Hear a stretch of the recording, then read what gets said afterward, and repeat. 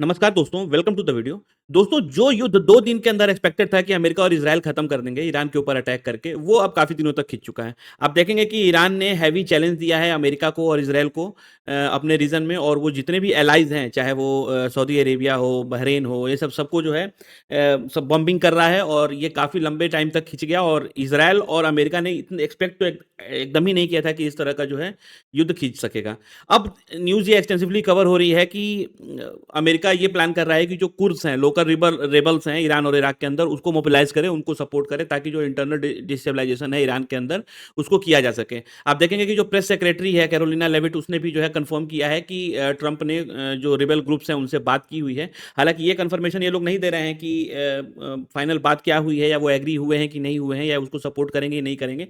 But सिर्फ ये confirm करना कि बात कर रहे हैं, ये इस बात को इंडिकेट तो करता है कि इज़राइल और अमेरिका इसको कंसीडर तो कर रहे हैं कि हाँ, कुर्दिश रिबल्स को जो है यूज़ किया जा सके। तो न्यूज़ एक्सटेंसिवली कवर हो रही है, ऑलरेडी सारे मीडिया हाउसेज़ जो है इसको कवर कर रहे हैं। तो क्या है इसमें, बेसिकली ये है कि जो कुर्दिश लीडर हैं इराक के अंदर, उसको जो है ईरानियन सिक्योरिटी फोर्स है उसके अगेंस्ट में यूज़ करने की बात हो रही है। और अमेरिका बेसिकली इसमें जो सपोर्ट करेगा कि उनको वेपन प्रोवाइड करेगा, इंटेलिजेंस प्रोवाइड करेगा कि किधर अटैक करना है, सीआईए के सपोर्ट्स होंगे कुर्दिश फाइटर्स को। अगर मान लीजिए वो मूव करते हैं तो उनको एयर सपोर्ट भी प्रोवाइड करने की बात हो रही है। तो ये सारी जो तकलीफ़ें अमेरिका उठाने के लिए तैयार है अपने लिए, उसका रीज़न क्या है? तो उसका रीज़न ये है कि जो ये एक्सपेक्ट कर रहे थे कि वहाँ पे कुछ दिन पहले काफ़ी गैदरिंग हो रही थी, विरोध हो रहा था, जो पॉपुलेशन है वो निकल के अपोज़ कर रही थी वहाँ ईरानियन गवर्नमेंट को, और अमेरिका को ये एक्सपेक्टेशन था कि ये लोग जो है बाहर निकलेंगे, सड़कों पर आएँगे, और जो है गवर्नमेंट टॉपल हो जाएगी। लेकिन वैसा कुछ हुआ नहीं। अब आप देखेंगे कि अयतुल्ला ख़ामेनी का जो सन है, उसको जो है नेक्स्ट सुप्रीम लीडर जो है चुन लिया गया है, और ये अब ये जो गवर्नमेंट है टॉपल होती नहीं दिख रही है। इसी की वजह से इन लोगों ने कुर्दिश जो फाइटर्स हैं, रिबल्स हैं, उनको यूज़ करने का प्लान बनाया है।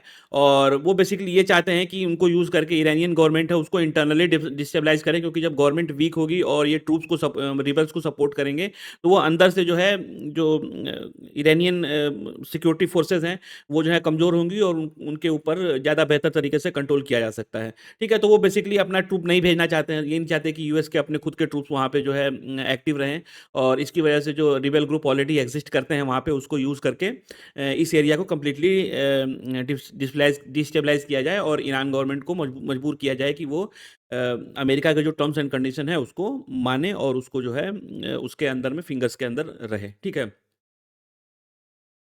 अच्छा, अब आप ये देखेंगे कि जो कुर्द है, अगर कुर्द क्यों सपोर्ट करेंगे, या कुर्द का अपना वेस्टेड इंटरेस्ट क्या है, वो जानना भी बहुत ज़रूरी है। क्योंकि अगर आप देखेंगे तो कुर्द उस एरिया में काफ़ी समय से रहते हैं। बेसिकली कुर्द जो हैं ईरान से निकले, और जो जारगोस और तौरस माउंटेन रेंज है उसके अंदर जो है ये काफ़ी कॉन्सन्ट्रेटेड हैं। और ये जो पूरा रीजन है, जिस रीजन के अंदर रहते हैं, उसको बेसिकली जो है कुर्दिस्तान कहते हैं। ठीक है, तो ये माउंटेनस रेंज कुर्दिस्तान है, उसी वजह से यहाँ के एथनिक पीपल को जो है कुर्द कहा गया। और ये जो रेंज है, ये 4 कंट्रीज़ के अंदर, तुर्की, ईरान, इराक, सीरिया, इसके अंदर में जो है फैला हुआ है। और अगर आप पॉपुलेशन वाइज़ देखेंगे तो ये सबसे बड़ी पॉपुलेशन ग्रुप है। मान लीजिए कि 30 से 40 मिलियन जो कुर्द हैं, ये ऐसे एथनिक कम्युनिटी है जिनका अपना खुद का होमलैंड नहीं है। भले ही ये जो दुनिया का सबसे बड़ा एथनिक ग्रुप है, तो क्या हुआ? तो अगर मैं एरिया वाइज़ अगर देखूँ, तो आप देखेंगे कि जो चारों एरियाज़ में, मतलब जो तुर्किस्तान है, ये 4 कंट्रीज़ के अंदर फैला हुआ है। आप देखेंगे कि टर्की हो गया, सीरिया हो गया, इराक हो गया, उसके बाद ईरान हो गया, इसके अंदर ये एरिया फैला हुआ है। तो अगर पॉपुलेशन वाइज़ देखेंगे तो टर्की के अंदर कम से कम 18 से 20 मिलियन तुर्क्स रहते हैं, वहीं सीरिया पे 2 मिलियन, इराक में 5 मिलियन, ठीक है? ईरान के अंदर 8 मिलियन, 8 से 10 मिलियन तुर्क रहते हैं, और बाकी जो 2 मिलियन इधर-उधर रेस्ट ऑफ द वर्ल्ड में रहते हैं, उनका जो है पॉपुलेशन है। तो काफ़ी बड़ी एथनिक पॉपुलेशन है, जिनका जो है अपना कोई रिप्रेजेंटेशन नहीं है, अपना कोई एरिया नहीं है जिसको वो चाहते हैं, और इसी वजह से यहाँ पे काफ़ी रिबेल हो रखे हैं। कई बार अपराइज़िंग्स हुई, उस अपराइज़िंग के अंदर इनका मेन कोशिश ये था कि ये अपने लिए एक इंडिपेंडेंट कुर्दिश स्टेट बना सकें। इनको खुद के लिए ऑटोनॉमी चाहिए, ताकि ये अपने लिए डिसीजंस खुद ले सकें, क्योंकि इनकी कल्चरल और पॉलिटिकल आइडेंटिटी बिल्कुल डिफरेंट है। तो ये उसको जो है इम्पोज़ करना चाहते हैं, या लगाना चाहते हैं अपने एरिया के अंदर। इसके लिए चाहते हैं कि एक सेपरेट कुर्दिस्तान बने, और उसके लिए कई अपराइज़िंग हुई। मैं अपराइज़िंग्स के अंदर नहीं जाऊँगा, बट उन अपराइज़िंग को है बार-बार दबा दिया गया और इसमें यूएस का भी काफ़ी बड़ा हिस्ट्री है। जैसे यूएस ने कई बार जो है कुर्दिस्तान को अपने पर्पसेज़ के लिए जैसे इन रीजन्स के अंदर सपोज़ उनको हेल्प चाहिए था तो जो कुर्द पीपल को काफ़ी टाइम यूज़ किया उन्होंने और कई बार सफलता भी मिली, कई बार जो है उसको रिबेलियन को दबा भी दिया गया। लेकिन 50 सालों में आप देखेंगे तो यूनाइटेड स्टेट्स ने कुर्द पीपल्स को यूज़ तो किया, लेकिन उसको कभी रीजनल आइडेंटिटी दी नहीं, उनको फुली तरह जो है एक सेपरेट स्टेट बनाने के लिए नहीं किया। जैसे आप देखेंगे 1970 में यूएस ने इराक के अगेंस्ट में यूज़ किया, ये रिबेलियन दबा दिया गया। वैसे ही गल्फ वॉर में जो है सद्दाम हुसैन के अगेंस्ट जो है यूज़ किया गया। सद्दाम हुसैन ने इस अपराइजिंग को दबा दिया। 2003 में वापस से इराक यूज़ किया गया, वहाँ पे जो है एक सेपरेट ऑटोनॉमस रीजन बनाने में कामयाब रहे कुर्द पीपल। वैसे ही सीरिया में आप देखेंगे कि आइसिस के अगेंस्ट में जो है कुर्द को यूज़ किया अमेरिका ने उस रिबेलियन आइसिस को खत्म करने के लिए। ठीक है, तो कुर्द पीपल जो हैं ये गुरिल्ला वॉर में काफ़ी एक्सपर्ट हैं और ये जो है माउंटेनस रीजन में रहते हैं, फाइटर्स हैं, तो इसको अमेरिका ने कई बार यूज़ किया और लेकिन जब इनको सपोर्ट देने की, इनको सेपरेट जो है आइडेंटिटी देने की बात आती है, तो अमेरिका जो है पीछे हट जाता है और उनको जो है छोड़ देता है। अब वापस से अमेरिका वापस इनको यूज़ करना चाहता है। अब ये देखना है कि कुर्द पीपल अपने इसको रियलाइज़ करते हैं कि नहीं करते हैं। हालाँकि रिबेलियन अभी भी चालू है और उसको जो है हो सकता है मोस्ट प्रोबेबली कि अमेरिका इनको सपोर्ट करे और इंटरनल डिस्टेबलाइजेशन के लिए यूज़ करे। क्योंकि आप देखेंगे कि जिस तरह से हिस्ट्री है यूएस की, 2003 में सक्सेसफुल हुए, वैसे ही आईसिस के अगेंस्ट में कुर्द को यूज़ किया तो सक्सेसफुल हुए, ठीक ना? तो इन सब चीज़ों में आप देखेंगे कि मोस्ट प्रोबेबल है कि यहाँ पर भी ईरान में भी ये सक्सेसफुल हो सकें, वो उसको जो है एनालाइज़ करने की कोशिश कर रहे हैं और बोल तो रहे हैं कि बात चल रहा है, पर मोस्ट प्रोबेबली जो युद्ध 2 दिन के अंदर खत्म होना था, वो लंबी खिंच गई है और अब ये जो है कुर्द को यूज़ करेंगे ईरान के जो फोर्सेस हैं उसके अगेंस्ट में, ठीक है?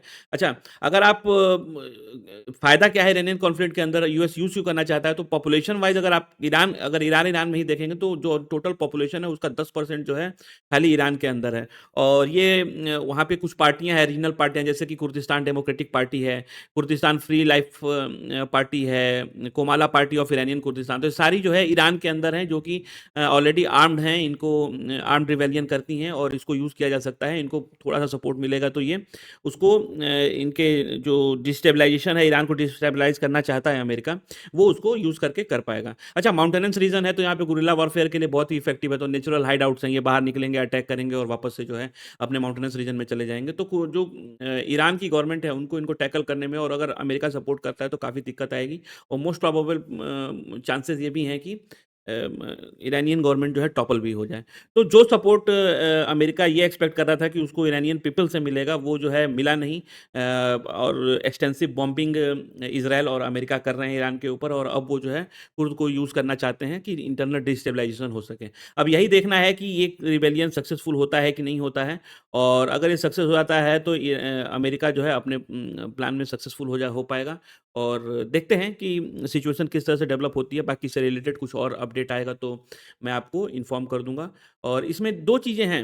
एक तो अमेरिका का भी अपना वेस्टेड इंटरेस्ट है और तुर्क्स का भी अपना वेस्टेड इंटरेस्ट है। दोनों अगर इस चीज़ को समझते हैं तो आपस में आकर जो है गवर्नमेंट को रिबेल कर सकते हैं क्योंकि देखिए ये रिबेल ग्रुप हैं और जो गवर्नमेंट है, एक छोटे रिबेल ग्रुप जो है बड़े कंट्री जैसे तुर्की हो गया, ईरान हो गया, इराक हो गया, सीरिया हो गया, इनके इनके साथ जो है लड़ नहीं सकते क्योंकि ये सारी कंट्रीज़ इनको रिकॉग्नाइज़ नहीं करती। तो कुर्द पीपल को रिकॉग्नाइज़ नहीं करती हैं और इसकी वजह से जो है इनका रिबेलियन जो है उतना सक्सेसफुल नहीं हो पाता है।